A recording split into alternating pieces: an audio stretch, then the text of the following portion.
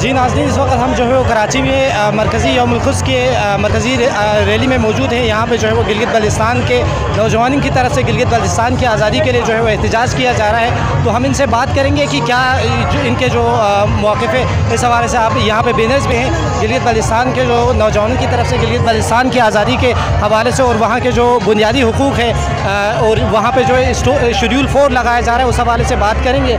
तो हमारे साथ एक बरादर मौजूद है, हम इनसे पूछते हैं। जी, आप लोगों ने ये जो यहाँ पे बैनर्स आपने उठाए हुए हैं गिलगित बल्तिस्तान को हुकूक़ दो, इस हवाले से हमें थोड़ा सा बता दें किस तरह के हुकूक़ का मुतालबा करें आप गिलगित बल्तिस्तान में। एक तो यहाँ पे यौम-उल-क़ुद्स की आज़ादी के लिए जो है वो एक रैली निकाली जा रही है, इसमें आप गिलगित बल्तिस्तान के हुकूक़ की बात करें तो क्या कहना चाहते हैं? गिलगित बल्तिस्तान के साथ जो पाकिस्तान ने जो हाल किया गिलगित बल्तिस्तान का, पहले एक लॉलीपॉप दी गई आइनी सूबा देंगे, और उसके बाद आइनी सूबा भी नहीं दिया। गिलगित बल्तिस्तान का जो स्टेटस है, गिलगित बल्तिस्तान का जो स्टेटस है, उस लेवल पे हमारे साथ बहुत नाइंसाफ़ी हुई है। गिलगित बल्तिस्तान के साथ हमेशा नाइंसाफ़ी हो गई है। हमें वो इंसाफ चाहिए, हमें सूबे में दे दे, जो हमारे हक़ है वो दे दे। जी बहुत शुक्रिया। गिलगित बल्तिस्तान के साथ बहुत नाइंसाफ़ी हो रही है, इस सवाल से यहाँ के जो गिलगित बल्तिस्तान के जो यहाँ के जो यूथ है वो एहतजाज कर रहे हैं। हम दीगर भी जवानों से पूछेंगे कि क्या जो है वो इनके मुतालबात है और क्या कहते हैं। जी ब्रदर, आप क्या कहना चाहते हैं? बस मैं यही गवर्नमेंट से मुतालबा करना चाहूँ, जो भी हुकूक़ है वो प्रोवाइड किया जाए, चाहे वो हेल्थ के फील्ड में हो, एजुकेशन के फील्ड में हो, कंस्ट्रक्शन के फील्ड में हो। जिस तरह दुनिया में टूरिज़म का बोलबाला है, इस तरह गिलगित बल्तिस्तान भी एक ऐसा ख़ित्ता है जहाँ पर टूरिज़म की वजह से इकोनॉमी बिल्ड हो सकती है कि गवर्नमेंट ऐसी तवज्जो नहीं देती है जिस पे हमारी लोगों को अच्छी सहूलियात प्रोवाइड कर सके। इसी तरह हमारी जितने भी आगे बोलने वाले जितने भी लीडर्स हैं उनको शेड्यूल 4 में डाल के उनको ऐसी ज़िंदगी अजीरन कर दिया गया।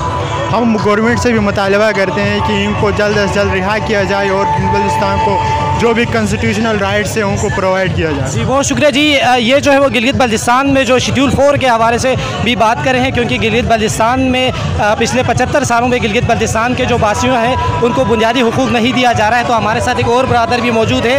ये गिलगित बल्तिस्तान में स्टेट सब्जेक्ट रोल को बहाल करने के हवाले से जो है वो एक बैनर इनके पास है। तो ब्रदर हमें थोड़ा सा बता दें गिलगित बल्तिस्तान में स्टेट सब्जेक्ट रोल के बारे में, और वहाँ पे जो नाइंसाफ़ियाँ हो रही, जिस तरह हमारे दूसरे ब्रदर ने जिक्र किया कि शेड्यूल 4 जैसा काला कानून गिलगित बल्तिस्तान के वासियों के ऊपर मुसल्लत किया गया है। तो इस हवाले से क्या कहते हैं आप? बहुत शुक्रिया सबसे पहले तो आपका। उसके बाद जैसे आपको पता है 1 नवंबर 1947 के बाद गिलगित बल्तिस्तान के लोगों ने अपनी मदद, आप बहुत सारी रवायात है, कोई कहता है अपनी मदद आपके तहत, कोई कहता है भाई फौजियों ने की जो बगावत थी जिसके नतीजे में जैसे भी हो गई गिलगित बल्तिस्तान आज़ाद हो गई। और पाकिस्तान में चूँकि मुस्लिम आबादी थी और वहाँ के लोग भी मुसलमान थे, और इसी बुनियाद पर गैर मशरूत तौर पर गिलगित बल्तिस्तानियों ने पाकिस्तान के साथ इल्हाक़ किया, और तब से लेके अब तक गिलगित बल्तिस्तान की कोई स्टेटस नहीं है। डॉक्यूमेंट्री ये कश्मीर का हिस्सा है, एडमिनिस्ट्रेशन पाकिस्तान कर रहा है, वहाँ के लोगों के ऊपर खामखा के जुल्म ढाए जा रहे हैं। शेड्यूल 4 में डाल के वहाँ के बहुत सारे लोगों को जो अपने हुकूक़ के हवाले से बात करते हैं, जो वहाँ की महरूमियों को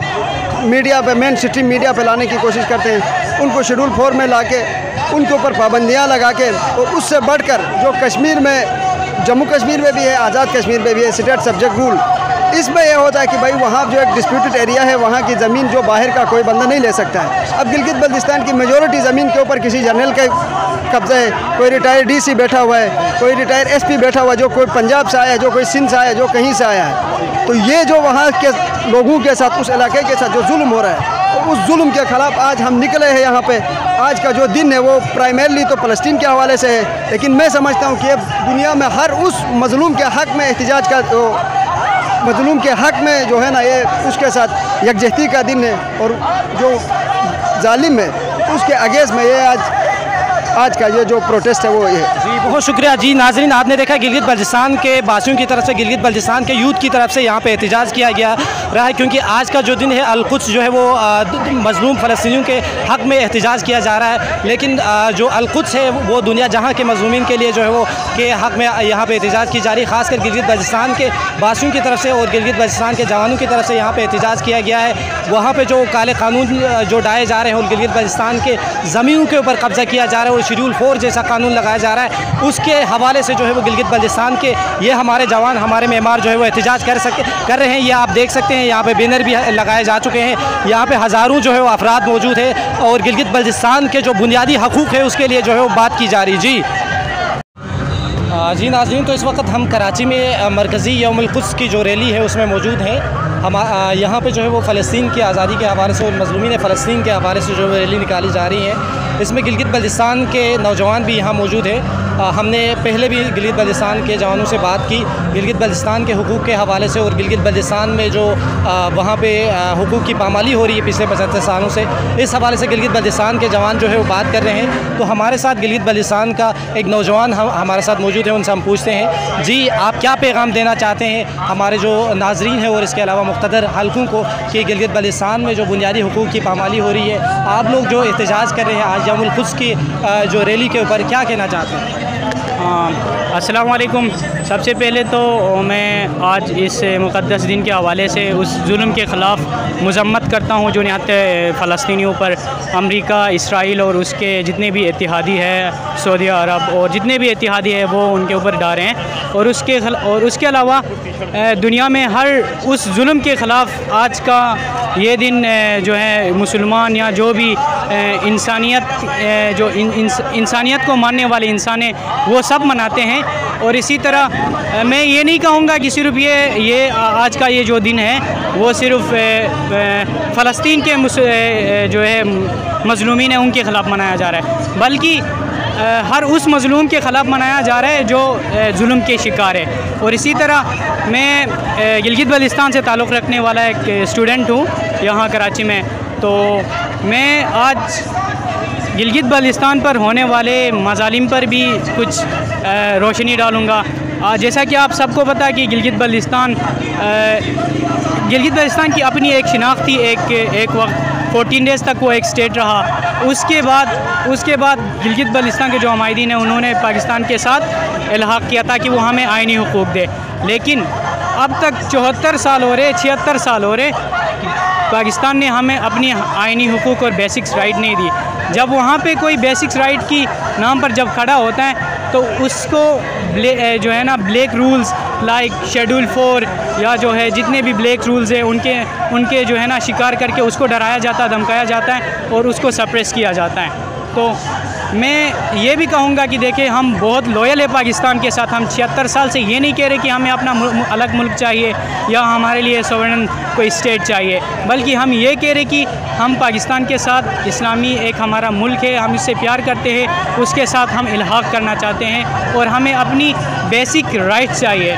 तो मैं पाकिस्तान के जितने भी बड़े बड़े इदारे हैं, जितने भी रिस्पॉन्सिबल इदारे हैं, उनसे गुजारिश करूँगा कि हमारे सब्र को ना आज़माएं और हमें जल्द से जल्द हमें जो है हमारी बेसिक्स राइट्स फराहम करें। थैंक यू जी। तो आप हमारे जो नौजवानों के लिए, ख़ासकर गिलगित बल्तिस्तान के जो नौजवान हैं आपको देख रहे हैं, उनको क्या पैगाम देना चाहते हैं? चूँकि पिछले 75 साल हो गए गिलगित बल्तिस्तान जो है वो अपनी जो बुनियादी हुकूक़ है उसको हासिल करने से महरूम है। कोई एक ऐसा ख़ास प्लेटफॉर्म या कोई जो है वो ऐसा एहतजाज आप कह लें, इस तरह से कोई एहतजाज, भरपूर एहतजाज नहीं हुआ अपने हुकूक़ के लिए, तो इसकी क्या वजह है? आप क्या कहते हैं इस हवाले से? अच्छा, सबसे पहले तो लास्ट जो डेकेड से उसमें तो हमारे पास एजुकेशन में इतने ज़्यादा अवेयरनेस नहीं थी, तो इसलिए हमारे लोगों को पता नहीं था कि हम मुख्तलिफ़ प्लेटफॉर्म पे जाके हम अपने हुकूक़ के लिए लड़ाई कर सकते थे। लेकिन अब अल्हम्दुलिल्लाह हमारे पाकिस्तान में हमारा जो रीज़न है वो अल्हम्दुलिल्लाह बहुत ज़्यादा लिटरेसी रेट है हमारा, और इंशाल्लाह हमारे जितने भी स्टूडेंट हैं वो पाकिस्तान के जितने भी बड़े बड़े यूनिवर्सिटीज़ हैं उसमें पढ़ रहे हैं। और उन सब से मैं यही गुजारिश कर लूँगा कि आप अपनी बेसिक्स राइट्स और अपनी हुकूक़ के लिए आप जो है ना कोशिश करें, खामोश ना रहे जिस तरह हमारे आबा व अजदाद पिछले दहाइयों में खामोश रहे। आप इस तरह खामोश ना रहे, हर प्लेटफॉर्म पे और हर ऑर्गेनाइजेशन पे आप अपने राइट के लिए आवाज़ उठाते जाएं। बहुत शुक्रिया, थैंक यू सो मच जी। नाम मोहम्मद बाकिर है, मैं बल्तिस्तान से ताल्लुक़ है। मेरा बल्तिस्तान के अवाम को एक बहुत पैगाम है कि इस वक्त जो बल्तिस्तान के हालात चल रहे, सब लोग ज़मीनें बेच रहे अपनी बल्तिस्तान से और इस बात का शऊर नहीं रखते कि जो ज़मीनें हम जिनको बेच रहे, अपनी ज़मीनें दूसरे लोगों को बेच रहे।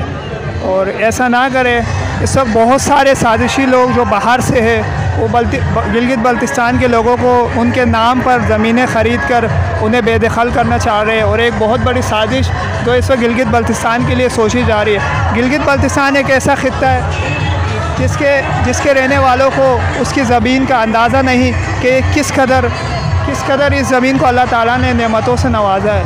तो बराए मेहरबानी गिलगित बल्तिस्तान के लोगों से गुजारिश है कि अपनी ज़मीनें दूसरे लोगों को ना बेचें, वरना हमारा भी वही हाल होगा जो आज फ़लस्तीन का हाल है। खुदा न करे कल को हमें अपने ही वतन से इस तरह बेदखल कर दिया जाए जिस तरह आज फ़लस्तीनियों को किया है। इसलिए मेरा गिलगित बल्तिस्तान के लोगों से बहुत अपील करता हूँ कि अपनी ज़मीनें ना बेचें, और ख़ास तौर पे इस वक्त जो साजिश की जा रही है कि अपने ही लोगों को कुछ पैसे देकर कुछ साजिशी अनासिर उन्हें आगे कर और बल्तिस्तान के नाम पर ये अपने ही लोगों को ज़मीनें बेच रहे हैं। ज़मीनें बेचने से पहले ये चीज़ें गौर करें इस पर, और ऐसा काम ना करें कि हमें बाद में इस चीज़ का